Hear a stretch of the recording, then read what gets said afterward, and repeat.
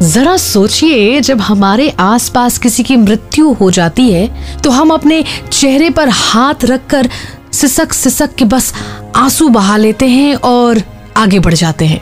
लेकिन ऐसे परिवारों का क्या जो हर रोज इस डर के साए में जीते हैं कि उनके पति, कि उनका भाई, कि उनका बेटा उन्हें वो दोबारा देख पाएंगे ना? तो अक्सर हम पेट्रियोटिक फिल्में जब देखते हैं तो गोलियों की गड़गड़ाहट से इमोशनल होकर घर आ जाते हैं। लेकिन ऐसे लोगों का क्या जो गोलियों के साए में जीते हैं? गोली जो है वो जान लेती है और मृत्यु देती है। उसके साए में जीना ना पड़े हमारे देशवासियों को, इसीलिए हम उस साए का हर रोज सामना करते हैं। शेर दिल विद स्मृति। आज शेर दिल के हमारे मेहमान हैं मेजर जयेश वर्मा, शौर्य चक्र। मेजर वर्मा महाराष्ट्र के एक छोटे से गांव के रहने वाले हैं। अपने शुरुआती के दिनों में जिनको ढंग से अंग्रेजी नहीं बोलनी आती थी, सर्विस के दिनों की इनकी पहली पोस्टिंग होती है सियाचिन ग्लेशियर में। मेरी सर्विस का 3/4 हिस्सा मैंने कश्मीर में बिताया है।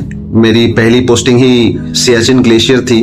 उसके बाद एक पीस पोस्टिंग के बाद मैं फिर कश्मीर में ही पहुंच गया, आरआर में इस बार, जो कि जंग का मैदान था। और ऊपर से जहां मेरी पोस्टिंग थी that was used to be hub of terrorism, जैसे कि आप जानते हो उन डिस्ट्रिक्ट्स को, शोपिया, पुलवामा, कुलगाम। मेजर वर्मा, टेररिस्ट के बारे में हमने बस सुना ही है, देखा कभी नहीं है। आखिर ये भी तो इंसान ही है ना? जी जी बिल्कुल, हार्ड मास के बने इंसान होते हैं जी, लेकिन सोच, नीयत, इरादे और हरकतें हैवानों वाली होती हैं। फर्क यही है, वरना किसे पसंद है किसी और इंसान की जान लेना? जान पे तो खेला था आपने और हमारे फौजी भाइयों ने उस शाम को। हुआ क्या था मेजर वर्मा?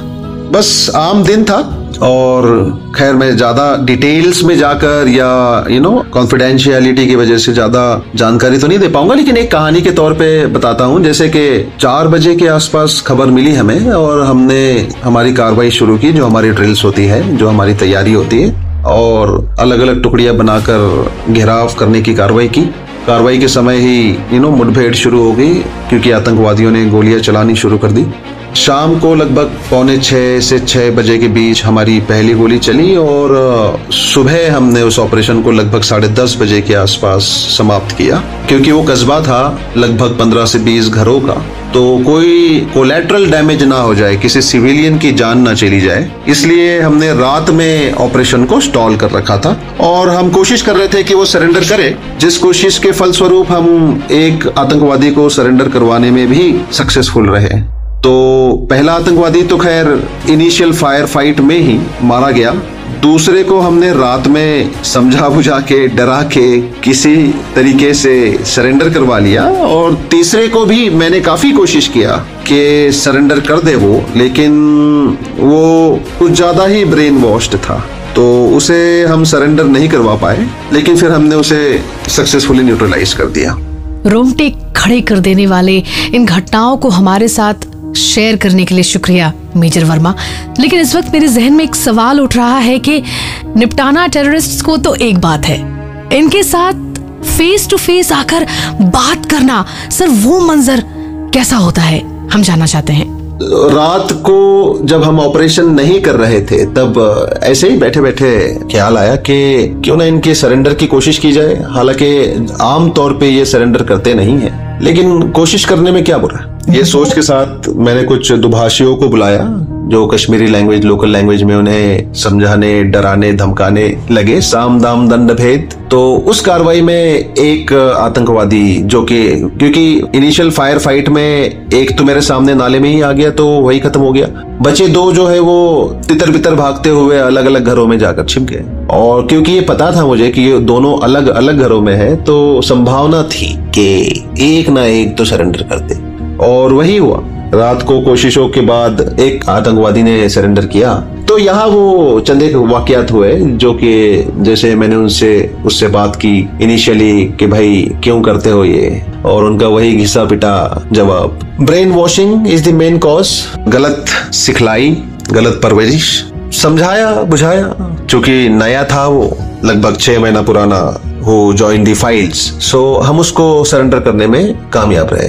तीसरा जो बचा हुआ अभी घरों में छिपा हुआ था, उसके साथ भी काफी कोशिश की, लेकिन मेरी 1000 कोशिश के बाद भी वो नहीं माना।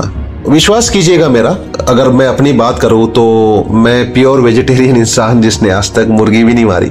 तो जब वो पहली जान जब ली मैंने, तब समहाउ इंसानियत के तौर पे, इंसान होने के नाते, killing the same species, there was some vacuum in me. हालांकि ये बात तो बहुत स्पष्ट थी मेरे जहन में उस समय, क्योंकि वो गोलियां बरसा रहे थे कि अगर इनकी गोलियां शांत नहीं कराई गई तो ये मेरे जवानों को और मेरे देशवासियों को ज्यादा नुकसान पहुंचाएंगे। तो तीसरे टेररिस्ट के लिए भी मैंने काफी कोशिश की, उससे बात करके सरेंडर करवाने के लिए। इनफैक्ट हमने उसके फैमिली मेंबर्स को भी बुलाया जो कि आसपास के गाँव में रहते थे, और उनसे भी कोशिश करवाई, लेकिन वो नहीं माना। तो अंत में फिर गोली का जवाब गोली से।